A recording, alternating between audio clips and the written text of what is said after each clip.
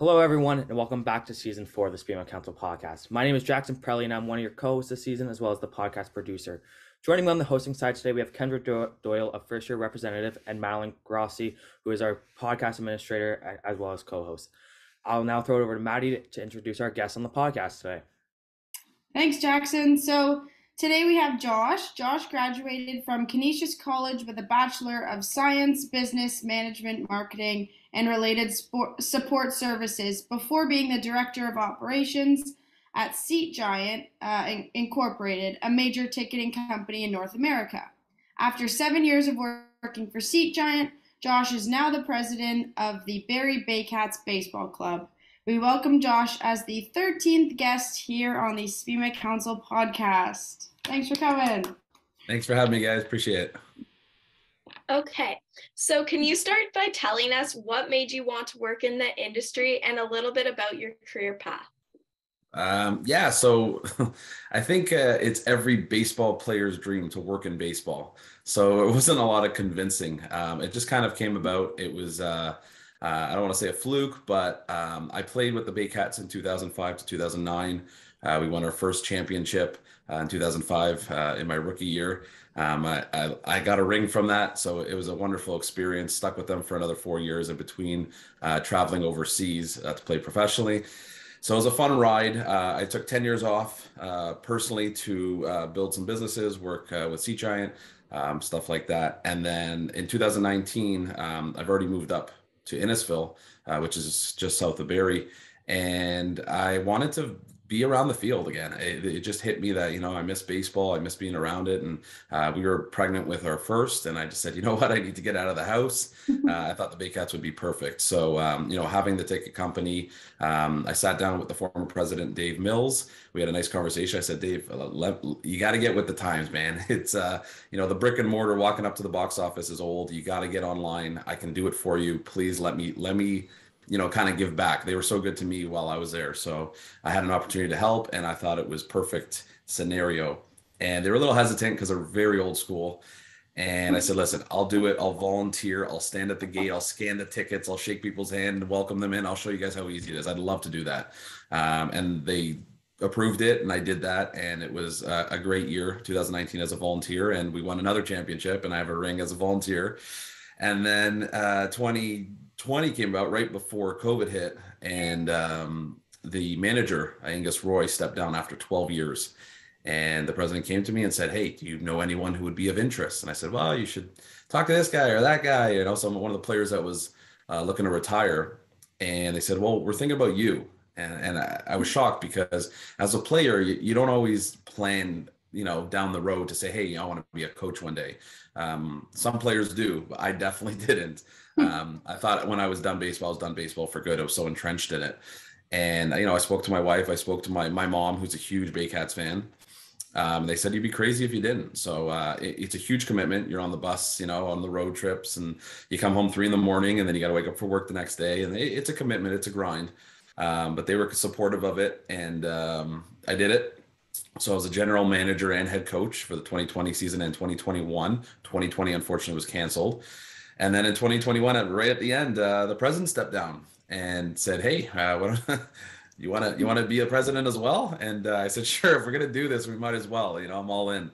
So right now I'm currently the president, the general manager, and the head coach of the Barrie Baycats. And again, it was not planned. It worked out in my head perfectly. I couldn't be happier.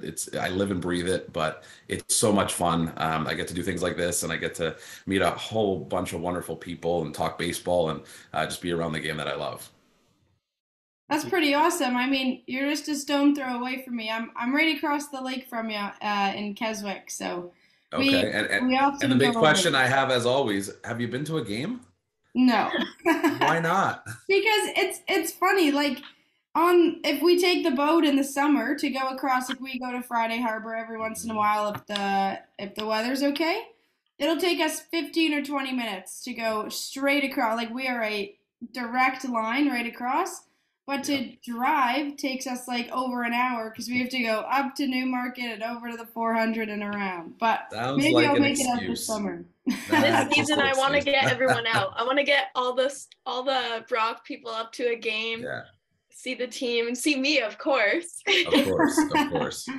That is true. I mean, I tried to do that this summer because I worked in Welland. So I tried to do that this summer a little bit. So, if, I mean, you were the coach. You probably saw me running around the field with Ryan and Welland. Did you work with them? I did, yes. That's great. Yeah, great organization. We're big fans. We love going to play there. It's a great atmosphere, and I think as a lot of ballparks and a lot of organizations are trying to kind of I don't want to say copy them, but kind of take some pages out of their book to make it more exciting for the fans. I think it's great. No, exactly. It was the most exciting summer I've had, mainly because of that. So same with Kendra, right, Kendra? Yep, I loved it. Good. Awesome. Well, I mean, you already spoke about COVID a little bit and how your one of your seasons was canceled there, but over the year of like being president and GM and coach, what's been the biggest challenge, do you think, like getting the team and fan experience like back up to a high standard after COVID? You know, it's a great question. I think we're very lucky that we're outside. I think the hockey, the OHL had a real tough time, convincing people to come back, being indoors.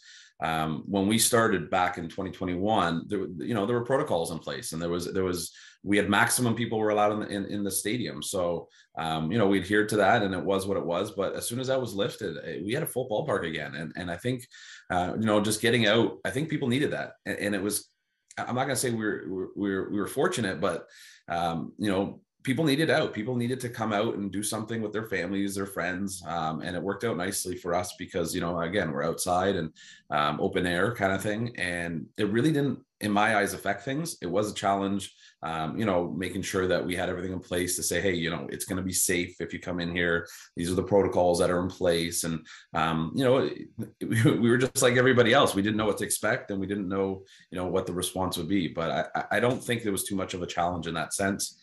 Because we're outside, but as the fan base grows and our fans grow every year after year, it's just nice to be outside, and I think it just gives us all a chance to look forward to summer. Yeah, everybody needed something to do, so definitely. I mean, for me especially, like when all of the first lockdowns started, like original COVID. All I was thinking was like, thank God it's spring and summer right now, so I can like go for a walk or like sit outside, because I don't know what I would have done if it was like we were all experiencing it for the first time in like miserable winter with no sun. Yeah, what better to go to a ballpark, sit outside, and enjoy a beer if you're able to, and just kind of relax. I think it's good for the mental health as well, right? For sure. No, for sure. And then you've had ties to the IBL since I believe 2005 when you started playing. So the big recent news with the expansion to Chatham. So how do you think the IBL will continue to grow to more cities after that recent news that Chatham will receive a team? Yeah, I think it's great. Obviously, expansion and growth. I'm personally obsessed with growth, so that's what I signed up for. I want to, grow the brand and help grow the league. And Ryan Harrison, part of the Welland Jackfish, is big on the league, and I think we're on the same page with that. But an expansion is huge for the league. Not only is there going to be incredible talent out there. They have a really good talent pool of baseball players out in, the Windsor area. But it's going to kind of expand the league a little bit in the sense where, geographically, it will be a lot of travel for us, and I'm sure we'll figure it out. But I think the whole plan, and this is nothing official, but it's more of just talk of getting another team more on the East Coast, and then we can kind of divide into two divisions that will save us a lot for travel purposes. But I'm excited for it. I think it's great. I know they have a beautiful stadium there, a lot of good people behind that, and I'm really excited to see them kick off. I'm excited to go play there, to be honest with you. And see kind of how it is, and welcome them to our stadium and show them how we do it. So it's good for the league. It's good for sports. It's good for everything, everybody included, to be honest with you. No, for sure. Because I'm from Windsor, so until I came up here, I will be honest, I had no clue the IBL was even a thing, because closest team was London. That's still hour and a half, 2 hours away. Depends on traffic. So getting a team in Chatham, you're tapping into like the Southern Ontario market. Definitely, Chatham's 45 minutes away, so it makes it a little bit easier. I know I made all the Windsor News headlines, and made like all Windsor Essex County headlines, made Chatham Kent headlines. So it definitely got a lot of media press, which was definitely a positive thing for the IBL as well. Yeah, and like I said, there's a lot of talent out there. The lower level, the GTBL, I think, or I'm not sure which they're in, but the Ontario Baseball Association, they're one of the best teams every year. out there. So they're going to transition nicely to the IBL. And there's a lot of ball players who could probably play in the IBL and do very well in the IBL already. So they're going to come in as an expansion team, but they're going to be coming in hot. So we're excited to play them. We're excited to see what they bring to the table. But I think it's going to be good to get some rivalry started and just have some new fans in the mix. Oh yeah, for sure. Maybe people will make the hour-and-a-half drive across the lake. That's what I'm going to do this summer. But until you do it, we will believe you then. Okay. Okay, sounds good. Well, we've talked about your career so far with the Bay Cats, but we like to have a little bit of fun here too and talk about real life sports. So first question, what is the most memorable baseball game or sporting event that you've experienced either as a fan or maybe in your current role right now is wearing 3 hats with the Bay Cats? Anything pop out at you? Working wise, there's not a ton of sample size at this point. I guess my first game as a coach was pretty wild. A lot of emotions, of course, coming back to the organization. I'll never forget that one. I remembered everything exactly how it was. As a coach, there was a situation in the top of the 9th where I wanted to take in a bat, to be honest with you, because the player was struggling so bad, and I thought I'd give ourselves a better chance. But I would have looked crazy, jumping right into the player role in my first ever game. But I'll remember that forever. But nothing too crazy until hopefully we win a championship one day. I'm sure that'll stick out.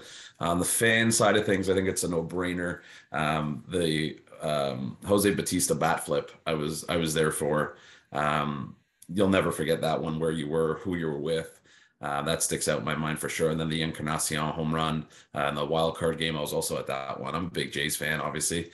But these are. I mean, I was too young to appreciate the World Series. I do remember it, but you don't really know what's going on. I think I was 7 or 8 years old.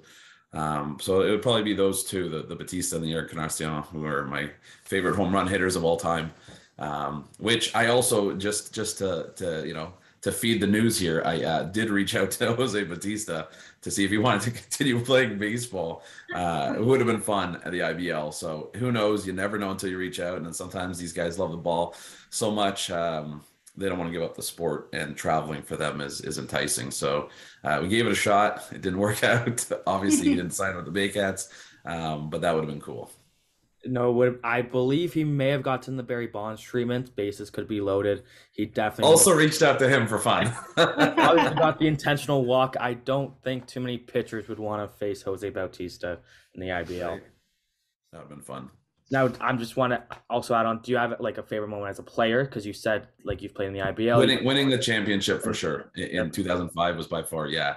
Again, those are just the moments you'll never forget. I have a ring still to prove it, and you got the ring as a player, you got the ring as a volunteer, and I'm just holding out and being as patient as possible for a ring as a manager, GM, and president. I don't think in 103 years in this league that there's anyone who's done all three. Or in this case, I guess it would be 4 or 5 with the titles. But we were rebuilding in 2020. We're going to be in the mix this year. We're excited. But it's those are the memorable moments that you just can't forget. Now the big question: do you get 3 rings or 1? So you're wearing 3 different hats. That's a great question. I don't know if it would fit all the titles on one ring, so I don't know. I guess we'll cross that bridge when we get there. And then, as you said, you're a big Jays fan, so baseball season's just around the corner. Spring training's about to start. So, what is your bold prediction for the MLB this season? It could be Jays related, or just MLB in total. Bold would be the Blue Jays winning the World Series. That's bold. It's funny because you have that new trend, the old versus the new, and we're seeing a lot of old songs come back. We're seeing a lot of old rivalries come back. It could be Blue Jays Phillies. It could be Blue Jays Atlanta. All over again. So I'm hoping for that.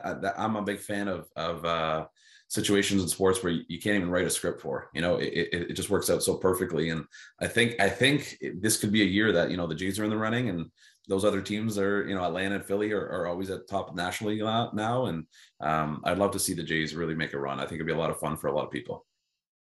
Especially with the new additions onto the stadium and everything. I think it'll be a fun season for the Jays too. I agree. I look forward to just taking that into. I'm sure we all do.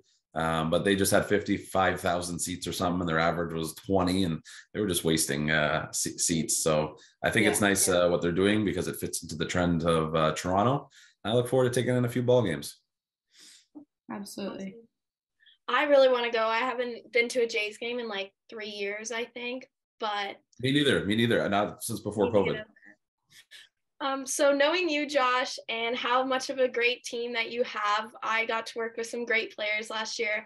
We really wanted to know what kind of values and qualities do you look for in your athletes while working with them, and what does the importance of these values mean to your team?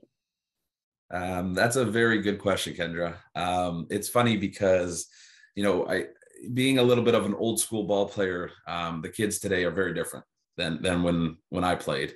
The custom gloves and the I don't want to say the babying, but the babying, stuff like that. It's very different. So when the kids come in, we kind of set the rules and the culture. And it's important to us that not only are they good ball players, but they're great human beings. We are a not-for-profit organization. We're very entwined in the community. And we kind of have that expectation of them wanting to, get involved and join us on initiatives. Those are important to us because if we get a guy who comes in, and we've had this multiple times, a kid will come in, he will be an absolute stud. He's a ball player, and he would help our team win, but nobody likes him. And he causes, a lot of problems in the locker room. That's, known as a locker room cancer.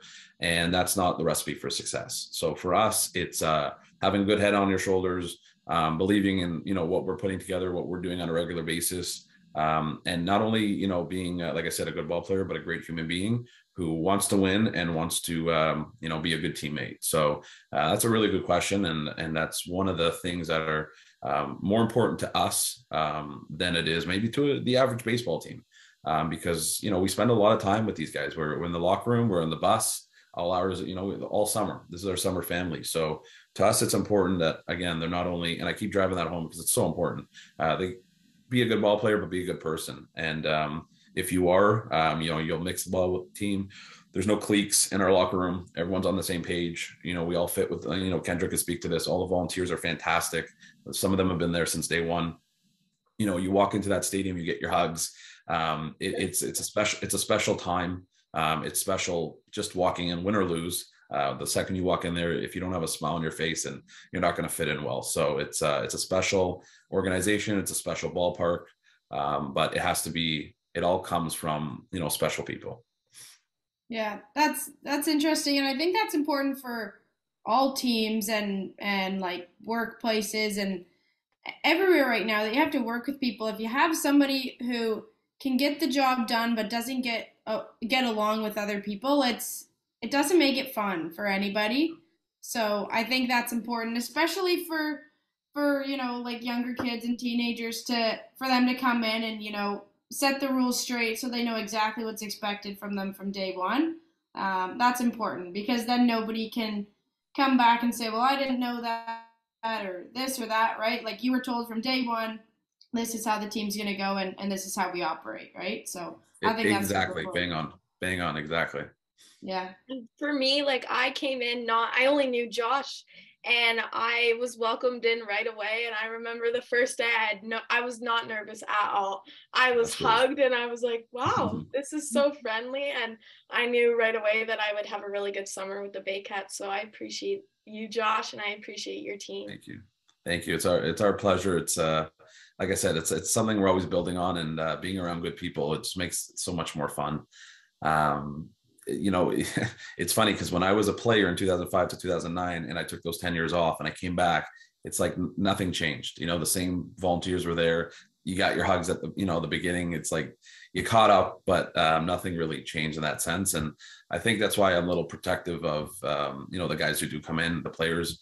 It's not a right to play here. It's an absolute privilege. And if they don't see that, they're not going to be here long. And it's not a pride thing in the sense where, we just want to win. We don't care who comes through. Yeah, I do absolutely care who comes through our locker room and our gates.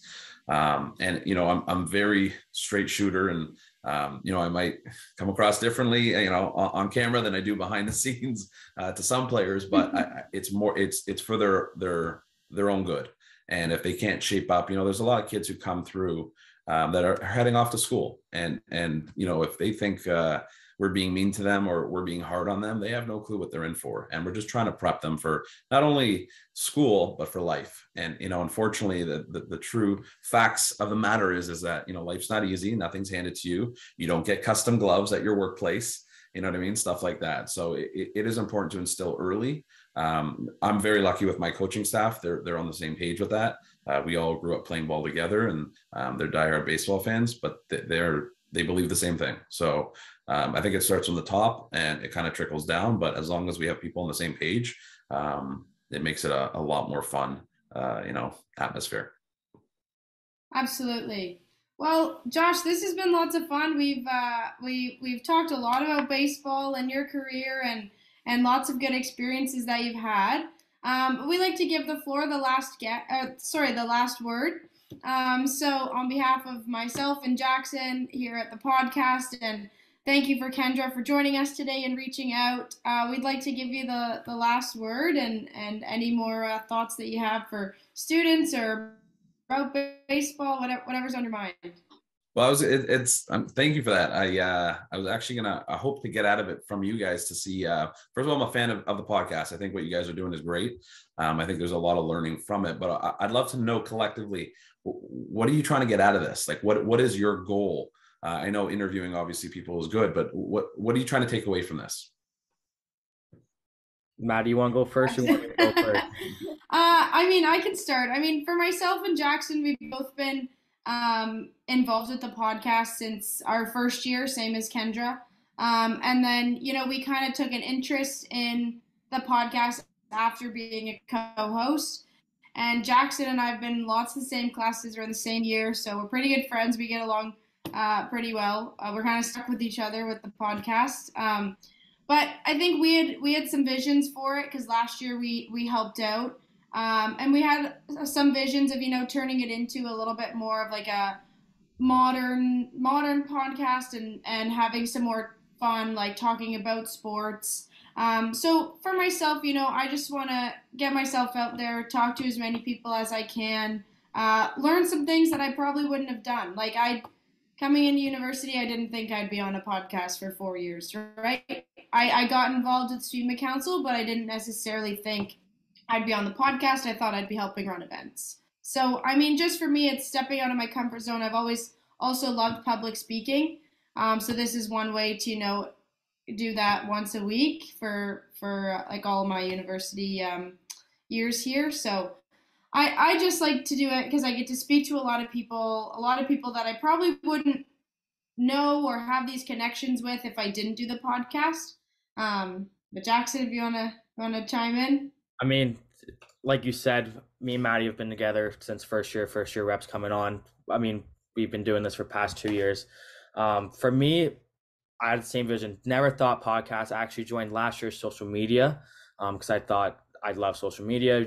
I'd be able to run the podcast account on my own. It would be a great experience. And then I was able to co-host a couple episodes last year, and I just fell in love with it. I've always loved to talk, but I suck at presentations. So to me, this is just great practice to be able to talk to people. And you never know who you're going to meet. Like we talked to Dan Schulman earlier. We've talked to people from Tennis Canada. We've talked to people from the NHL. So you never know who you're going to meet as well. And I think it's just about hearing people's experiences too, because we're still in university, and 5-10 years down the road, when there might be like a situation comes up, hearing about how somebody handled it already and how it worked out might be beneficial to that role, to whatever the situation is. So I think I do the podcast to try and enhance like my communication skills, my speaking skills, but also just to understand what types of situations may arise within the sports industry, because it's crazy. You never know what's going to happen, and sometimes situations do repeat themselves. And we're a good working team. So to be honest with you, like at the first few episodes, we'd go back and we'd say, okay, you spoke too fast there. I didn't understand what you said there. We need to do this, blah, blah, blah. So it works well when you have a team and you have a good people to work with, because if I couldn't trust Jackson, or I didn't trust him to tell me what I did wrong, then we wouldn't be successful. So I think it's also important. We're just trying to do it to, speak to as many people as we can, and you don't it doesn't matter how many views we get. You know, sometimes we don't get that many, but it's the effort and how much fun that we're having on the other side is all that matters. And it's an experience that we can always talk about down the road. Did you notice the common denominator? Surrounding yourself with good people. Yep. Exactly. Because my life, Maddie, I hope you know my life would be a mess. Half the time I text Maddie, it's like, okay, what do we have this week? We have this and this. I'm like, perfect. We put it in the calendar because I forget pretty quickly. Even this morning, she's like, remember, podcast at 11. It's like, I remembered this one. But there's some times where it's like, we have a podcast more. It's like, okay, let me make sure I'm there. Yeah. No, well, awesome. Yeah. This has been awesome. Good. I guess I will leave you with a last note is just to be humble, be kind, surround yourself with good people, and if you're gonna do it, do it. Don't half it. And Kendra, let's get you a Baycats jersey up there. Not liking the colors on that wall. This season we're gonna get it. We're gonna get it. Okay, sounds good. Thanks so much for having me, guys. Really appreciate it. Thanks, Josh. Thanks, Josh. All right, good luck with everything this summer.